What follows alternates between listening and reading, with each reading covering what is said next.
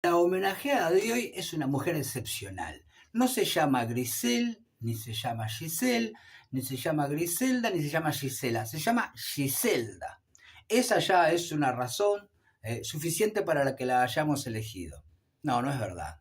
Es porque es una mujer excepcional, decíamos, que incursionó en muchísimos terrenos, en todos más o menos tuvo una aceptable o una destacada actuación y además tiene una vida que decíamos en algún momento que parece más novelesca que terrenal. A saber, nació en Italia, es que tiene nombre de diva italiano, Giselda Sani, parece de las actrices del neorrealismo italiano de mitad de siglo. Giselda Sani es hija nació en Italia y es hija de un tano que, contrariamente a los paisanos de la época que venían aquí a trabajar la tierra, o de zapateros remendones, o a trabajar en el mercado, este tano vino con guita, y con mucha guita, que a su debido tiempo Giselda Sani se encargó de dilapidar esa fortuna. No sabemos mucho en qué circunstancias, porque de lo que vamos a hablar tenemos una cantidad de datos objetivos y otra cantidad que, como siempre en este tipo de charlas, tenemos que suponer ante la ausencia o ante la carencia de información al respecto. Giselda Sani sabemos que llegó al Uruguay cuando más o menos tenía 5 años, ella nació en 1909, y lo que sí es...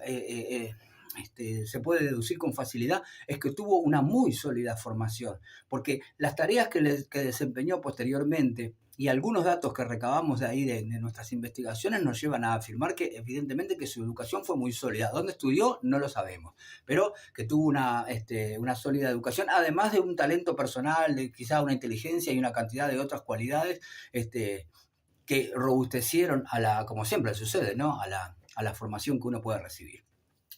Giselda Sani, no sabemos nada de su infancia y su adolescencia, pero sí sobre los 20 años ya tenemos un primer dato bastante significativo. Ha publicado en 1930, ya la tenemos publicando un libro de poemas, tenía 20 años, ¿no? Un libro de poemas que ella tituló La Costa Desierta. Es el libro de poemas donde no hay nada que destacar, pero que tampoco tiene nada... podríamos decir, que podamos catalogar de horrible o de, yo qué sé, o de decadente o de poco nulo en mérito. No, son poemas, yo qué sé, de una adolescente jovencita que seguramente pudo estar influenciado por el que fue su marido, su único marido, porque ella se casó muy jovencita con un tal Juan Carlos Welker.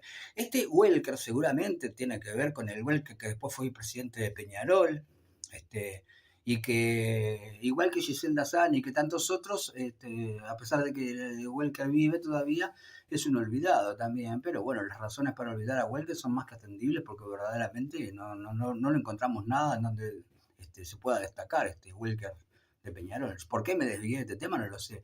Porque su marido se llamaba Juan Carlos Welker. Juan Carlos Welker era poeta también. Curiosamente te sacaba una revista que se llamaba Vanguardias. Nosotros sabemos que en los primeros años del siglo XX se produjo la irrupción de unos movimientos de renovación artística llamadas las vanguardias del siglo XX, otros le dicen los sismos, el vanguardismo, el surrealismo, el futurismo, que también pegaron fuerte en América y en Montevideo de la época, y un poco contagiado por ese espíritu de renovación. Juan Carlos Welker sacó una revista que se llamaba Vanguardias, y a la vez también Juan Carlos Welker escribió algunos tangos, olvidables también, por cierto. Al poco tiempo de esta relación, que sabemos que se casaron cuando ella más o menos tenía 20 años, cuando publicó este libro de poemas, ya sabemos que entre los tantos giros de timón que tuvo la vida de nuestra Giselda Sani, le pegó un boleo a la poesía y un boleo a Juan Carlos Welker. El de la poesía no lo entendemos.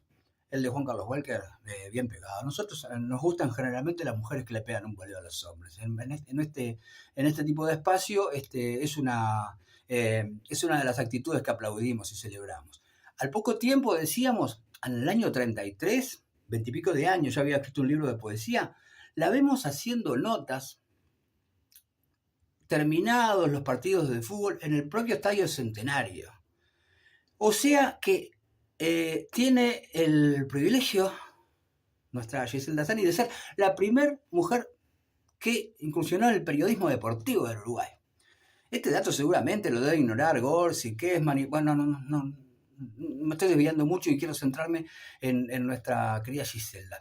Giselda Welker es la primera mujer periodista. Hace unas notas que son memorables. Una de ellas se la hace en el propio estadio a José Nasasi y las otras las hizo porque ella trabajaba para dos medios. Para Radio Sport, por un lado. Sabemos que la radio es del 20 y pico, ¿verdad? El nacimiento de la radio del Uruguay, el 22, 24. O sea que estamos en el 30 y pico, estamos en los primeros años de la radio y ya ahí tenemos a Giselda Sani trabajando, haciendo vestuarios y notas. Pero también hacía notas en las casas de los deportistas famosos, de los jugadores de fútbol sobre todo.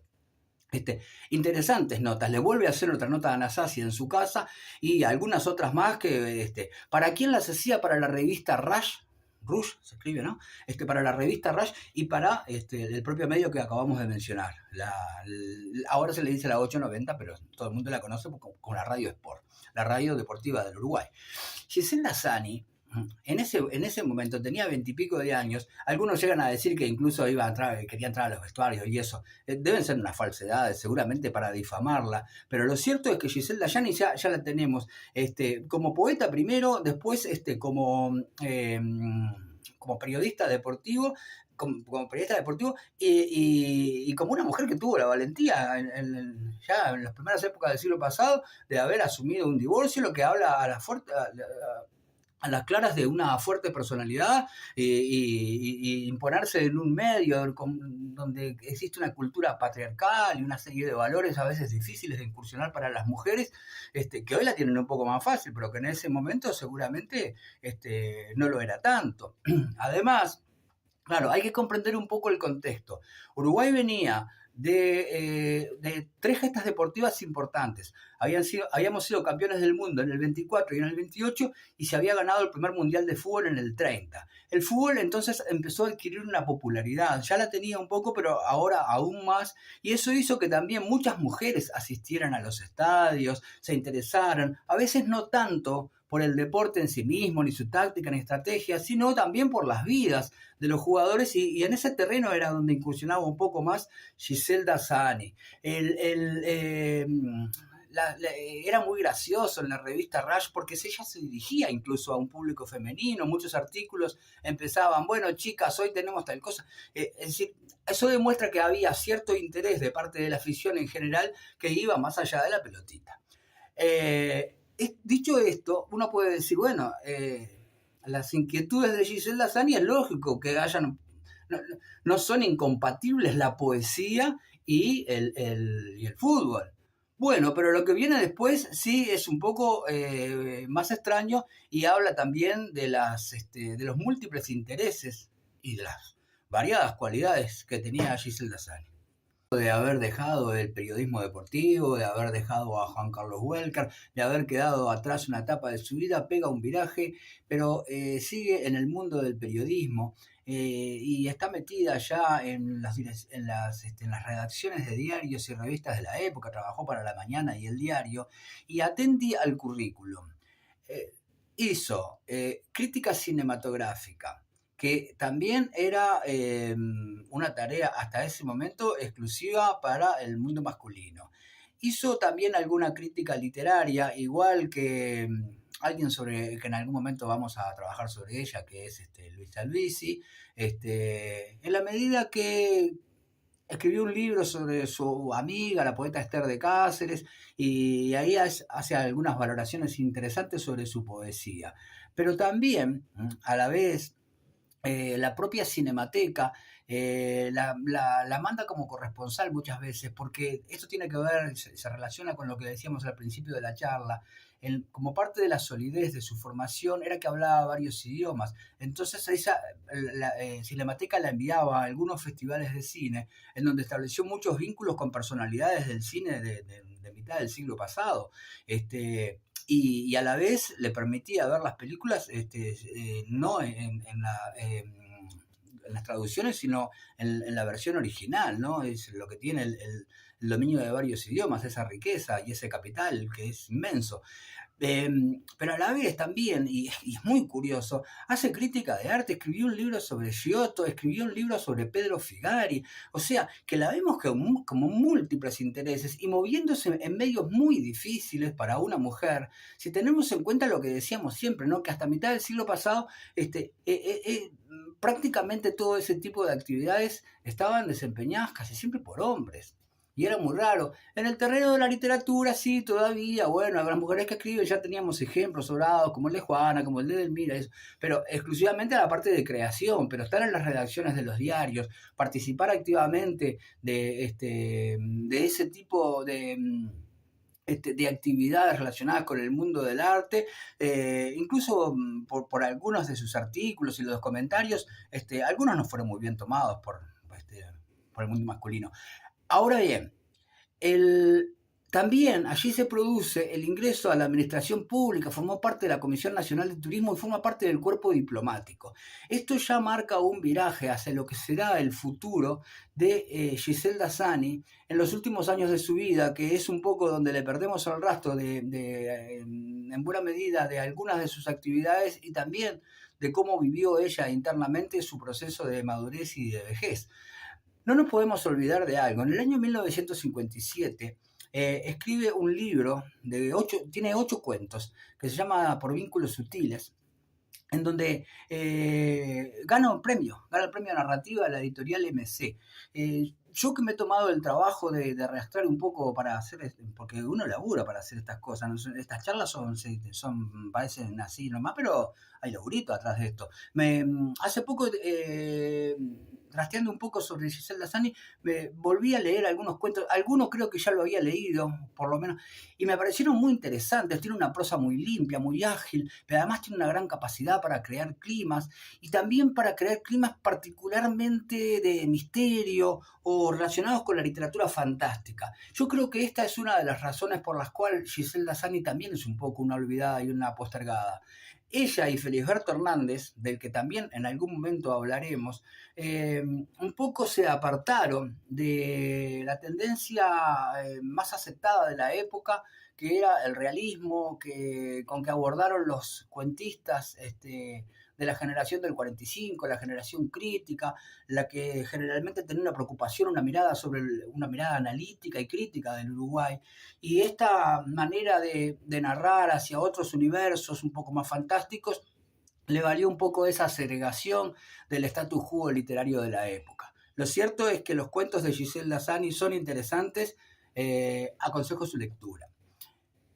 Pasada, ya vieron cuántas experiencias, ¿no? Periodista deportiva, crítica de cine, crítica de arte, cuentista ahora. Cuando integra el cuerpo diplomático, al final se le asigna un cargo en Paraguay. Y ahí es donde empezamos a ver algunas oscuridades de la vida de Giselda Zanni. Parece que ahí ya había gastado buena parte o casi toda la fortuna que había heredado de su padre. En Paraguay, además, suponemos nosotros que estaba Stroessner en el poder, la feroz dictadura de Stroessner, que duró como 40 años también, y seguramente algún desencanto particular, o algo, o una revelación, esas cosas que siempre ignoraremos, pero que los seres humanos a veces nos cuesta entender cómo se producen algunas cosas, es que hay una especie de conversión de esa mujer ya a esta altura hacia el cristianismo, hacia el catolicismo, a tal punto que en un reportaje que le hacen cuando ya estaba bastante veterana sobre el mejor libro que había leído en su vida, ella que además en los años 20 y 20 y pico, fíjense, ¿no? Habiendo sido la hija de un importante inversor italiano, no tengo muy claro a qué se dedicaba el Tano, pero además criada en Positos, en el Prado, en Punta del Este, con el que tiene un particular vínculo, y que después se integró en las filas del Partido Comunista, y después durante un momento hizo como una conversión al vallismo, y se pasó al Partido Colorado, y no sé si fue por el Partido Colorado o no, pero que este cargo diplomático seguramente fue un cargo político o algo parecido. Nos encuentra a Giselda Zanni en un momento que seguramente algo crítico debe haber pasado para su conversión al cristianismo, al catolicismo. Cuando le preguntaron, decíamos en un reportaje, cuál era el mejor libro que había leído, ella, que según algún destacado dijo que lo había leído todo y que sabía de todo, ella contestó que el mejor libro que se puede llegar a conocer es el Misal de la Iglesia Católica. Increíble como respuesta. Y después tenemos a una Giselda Zanni convertida completamente y que pasa los últimos años de su vida en un convento de Mendoza en donde muere. Díganme si no esta no es una vida novelesca. Nacida en Italia, vivió en Montevideo, entre los barrios Positos, lo que decíamos, ¿no? Y Punta del Este, cuando todavía Punta del Este no estaba contaminada por la horda de turistas, que siempre son despreciables los turistas, ¿no? Y de los inversores argentinos que transformaron el balneario y dejaron una cosa bien diferente a lo que era, y que después de haber pasado por múltiples actividades se fue a vivir a Paraguay, y después del Paraguay termina sus días en un convento, recluida en un convento de Mendoza, en Argentina. Nosotros no tenemos muchas... Hoy no, vieron que no hubo recitado, no hubo citas de texto, no hubo nada de lo que solemos hacer frecuentemente en nuestras charlas. Quizá porque para comprender a Griselda Sani, a Gisela Sani, perdón, lo mejor es saber algunos aspectos de su vida y tratar de reflexionar sobre algunas cosas que tienen que ver con el destino de los seres humanos y con esas personalidades que a veces son un tanto complejas, que son espíritus inquietos, que pueden atravesar más de una actividad y que en todas donde se desempeñen no pasan vergüenza y son capaces de hasta lucirse, y siendo, a pesar de que son actividades parientes entre sí, porque tienen que ver con el mundo del arte, del humanismo, pero que no es fácil dominar todos los terrenos y en todos haberse destacado o por lo menos no haber pasado vergüenza, que es bastante. Así que sobre la vida de Giselle Sani, me parece que sería conveniente que la gente de Netflix, que hace vidas sobre cualquiera con nulos o escasos méritos, le vaya poniendo el ojo a esta tanita uruguaya, paraguaya y argentina, porque es de todas las patrias, la gente así es lo que tiene. Reflexiones. ¿Es una olvidada Giselle Sani? Bueno, yo creo que sí. Nos dejó algunas cosas que veremos, pero hoy yo estuve andando un poco en bicicleta por la Rambla, iba parando a la gente y le preguntaba si conocían a Giselle Lazani. Algunos me miraban con extrañeza, otros me contestaban con un rotundo no, y otros me decían no tengo la más pálida idea. Y algunos decían una cosa que no la puedo reproducir, o mejor dicho, no quiero reproducirla. ¿Qué nos dejó Giselle Lazani? Nos dejó un volumen de un libro de poesía. Creo que hoy dije La Costa Desierta y era la Costa Despierta, que se llama el libro. Nos dejó los 8 cuentos de narrativa con el que ganó el premio MC. Nos dejó, no hay registro de las notas que le hizo a Nasasi, ni los artículos de la revista Raya, lamentablemente, se perdieron.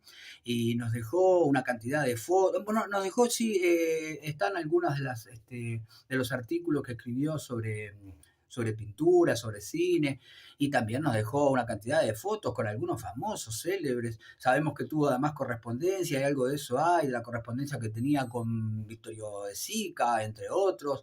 Tiene fotos con Pablo Picasso, tiene fotos también con... Tiene relaciones también, invitó a su casa de Punta del Este, antes de pelarse, ¿no? A Rafael Alberti. Es decir, se codió con la intelectualidad y un poco con lo glamoroso del siglo pasado, seguramente producto de sus múltiples actividades y de la facilidad de relacionamiento que le dio haber manejado varios idiomas y haber sido una mujer de mundo, ¿no? Y después nos dejó 2 calles. El Uruguay la recuerda con 2 calles.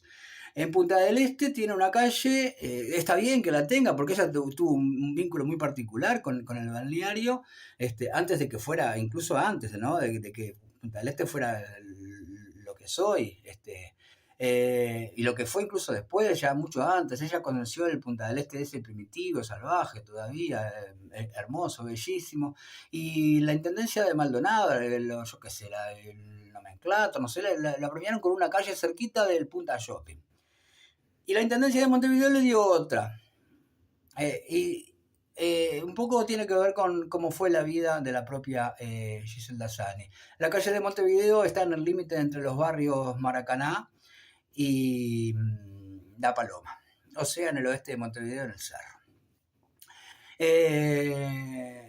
Y creo que nos dejó un montón de enseñanzas, pero los interesantes receptores de estos mensajes sabrán sacar mejores conclusiones que yo de por qué trajimos a Giselle Sani a nuestra charla. La próxima No sabemos sobre qué será, pero seguramente sobre un tema que despierte nuestro particular interés, porque para eso estamos acá, para darnos los gustos y hablar de gente que nos interesa o de cosas que nos interesan. Hasta la próxima.